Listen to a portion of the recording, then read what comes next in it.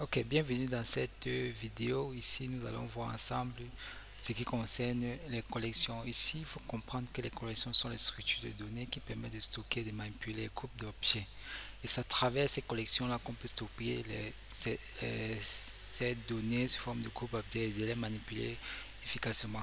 Donc, on en distingue plusieurs types de collections. Pour voir qu'il y a les collections type liste, des collections type 7, collection map et collection Q. Donc on va voir chacun des cas cela et pour voir réellement quelle est la différence entre les différents entre ces, ces types de classes là, type de collection autant pour moi. Donc ici, ce que nous allons faire, on va revenir sur notre classe fonction qui nous permet de faire un peu un certain nombre de tout. Là, on avait vu les exceptions. Ici, nous allons supprimer tous ces éléments-là. OK. Supprimer ces imports. OK.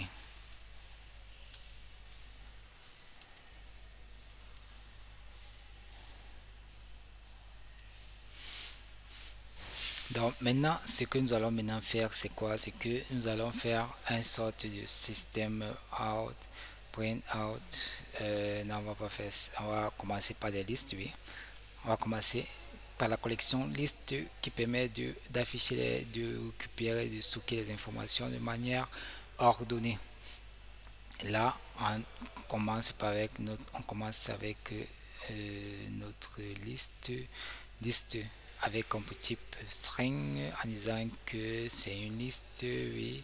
New, on va faire c'est une our list, ok. On a notre liste actuellement. Ce qu'on va maintenant faire, c'est de créer, de pouvoir ajouter les différents éléments dans notre liste. Qu'est-ce qu'on fait? On utilise la variable liste que nous avons fait ici, liste.add. Nous allons pouvoir ajouter les différents éléments qui doivent être des strings parce que nous avons déclaré en tant que string ici. Donc tous les éléments qui doivent être ajoutés doivent être des strings. Si c'était integer, si c'était des entiers, on devait mettre integer ici. Donc ici, on va mettre les différents éléments, on va mettre sous forme de string. Donc, on va mettre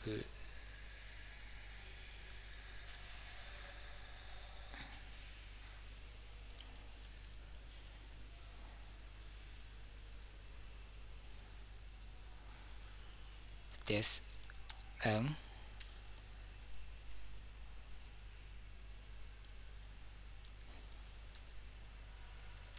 test 2, test 3. Ok, nous on a ces différents éléments. Maintenant, si on veut afficher ces différents éléments, qu'est-ce qu'on fait? Que de mettre les tests 1, on va mettre plutôt les fruits. C'est plutôt mieux ou bien les noms des véhicules, une voiture, moto, avion,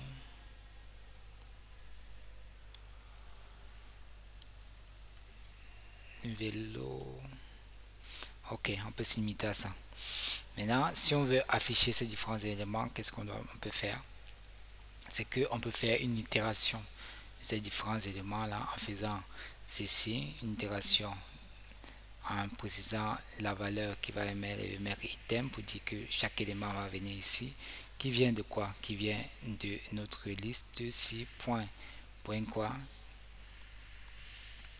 qui va nous permettre de, je peux faire un point to array pour avoir les différents éléments de notre liste ci.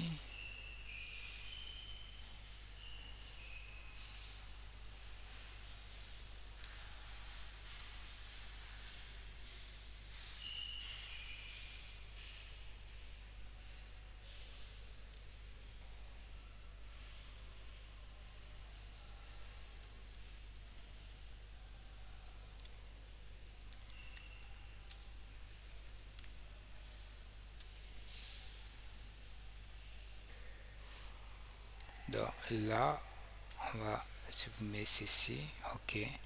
Et ici maintenant pour chaque élément on va faire un système out print ln de item. On va voir ce que ça nous donne.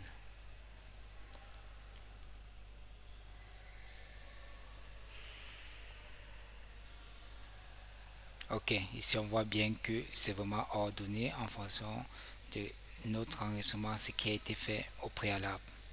Ok, si on veut faire afficher les différents éléments que comporte sous forme de tableau, on fait juste un print de liste comme ceci, de to await comme cela. Await to await. Ok.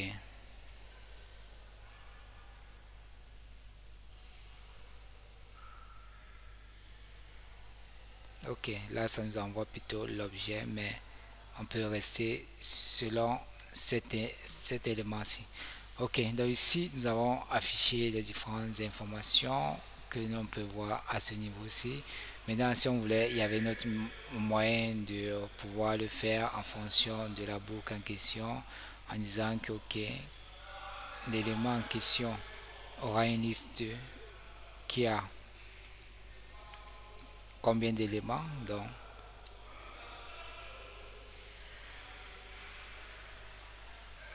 size, ok, combien d'éléments à l'intérieur.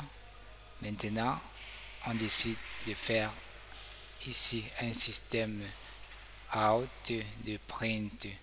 Print de quoi? De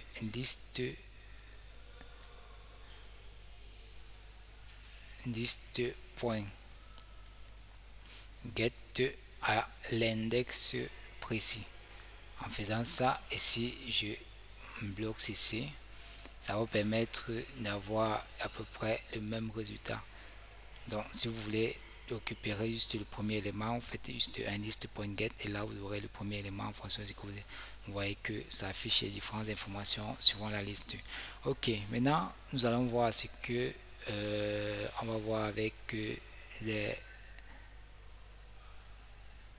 nous allons voir avec les array list. Est-ce qu'on va voir?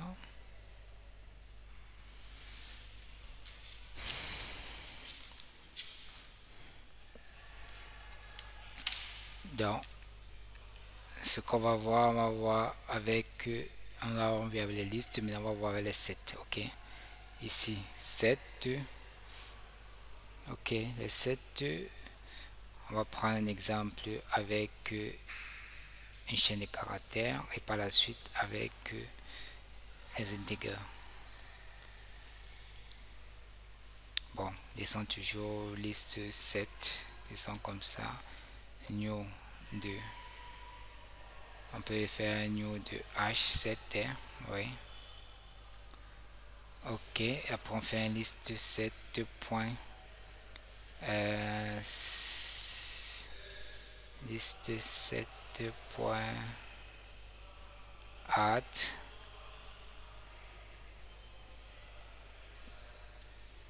Ok, on va envoyer le premier élément, on va mettre voiture, la suite add, on va mettre moto, par la suite on va mettre avion, par la suite on va mettre moto encore et on va voir ce qui va se passer. Non, on n'exécute pas, on va voir le résultat par la suite en faisant un for de string items de liste 7 de la collection, fait un système point out de print ln de items au thème, ok, et là on exécute ceci.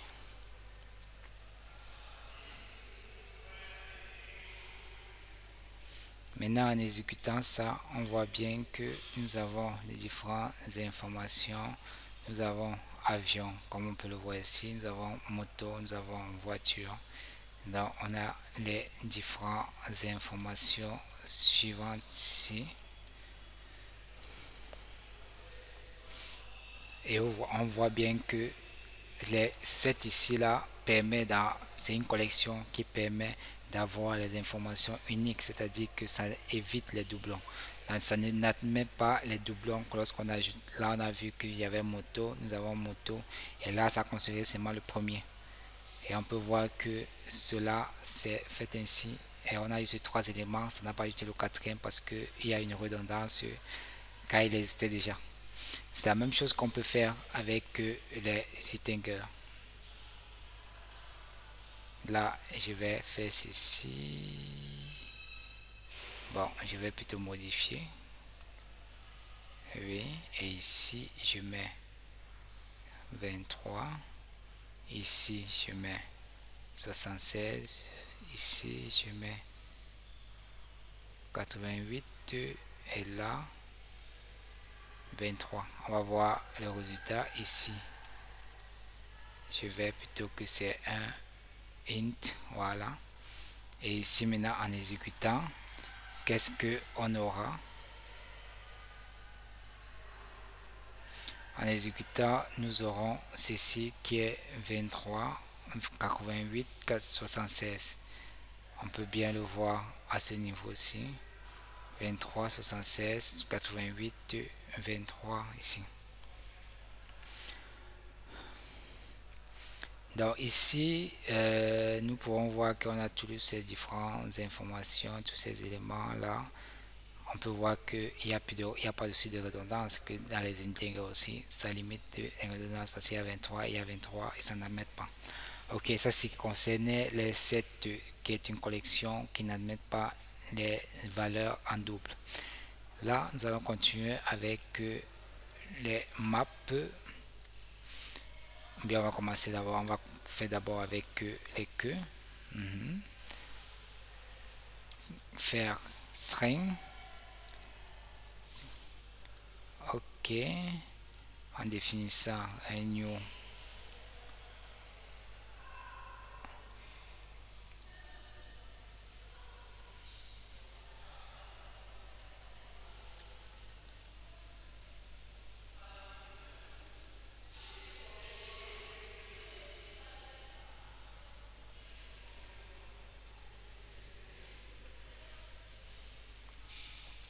là on utilise notre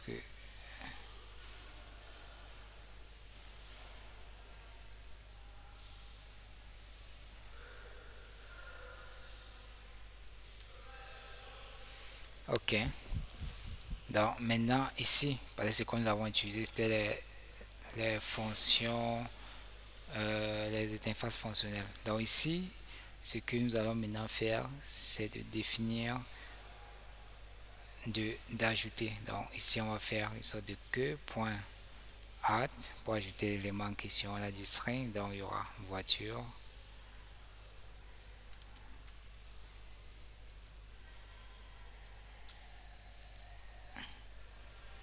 .add, il y aura avion.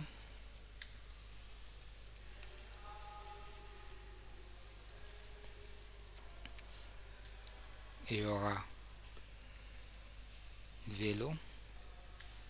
Bon, on a eu vélo, bicyclette. Non, je vais mettre bon, mettons vélo. Non, mettons moto, c'est mieux. Ok, on peut faire une sorte d'itération de string, de de que point non, que simplement. Ensuite on fait un système point out de print de items. Ok,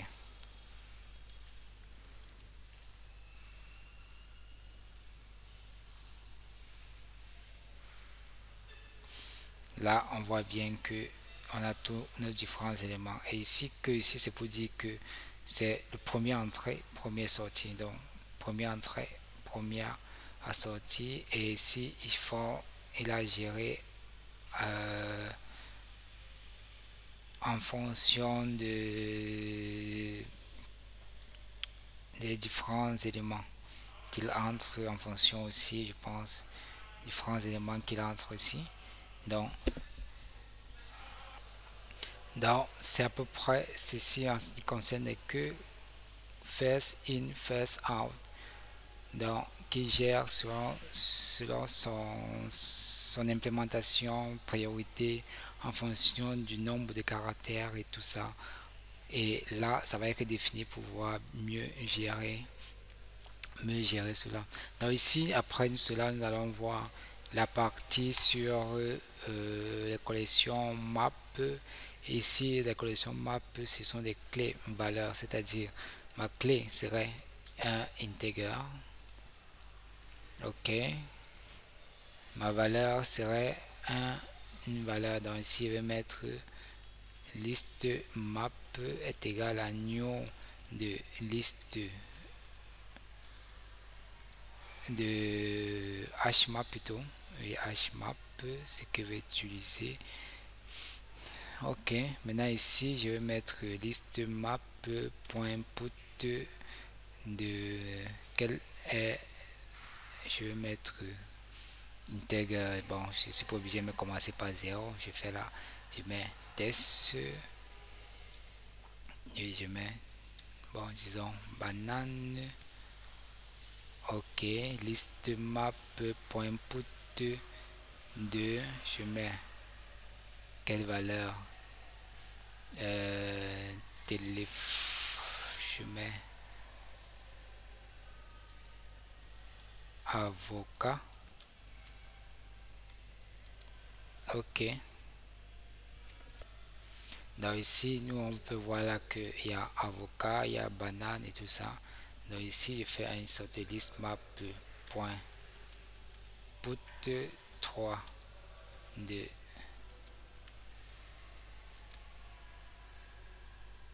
là, je vais mettre, bon, c'est rechargé, je vais mettre pomme pour dire la pomme de France. Ici, ananas. Ok, maintenant je peux faire mon itération en faisant, en disant que je vais afficher les différents éléments. Je vais plutôt utiliser for i, ouais, en disant que le list map.size. Ok, et maintenant ici je vais mettre égalité et je vais mettre que ça commence par 1 vu l'élément ici. Et ici je fais un système.out de print de list map.get get i. Voilà,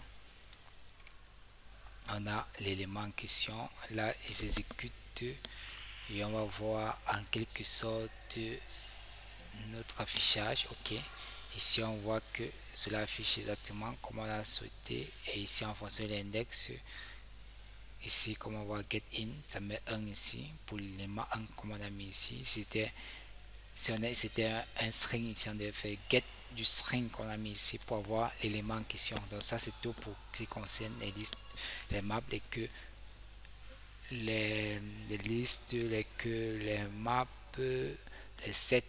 Ok, donc si vous avez une préoccupation, n'hésitez pas à mettre en commentaire, poser votre question dans la partie réservée, et là je ferai un plaisir d'y répondre.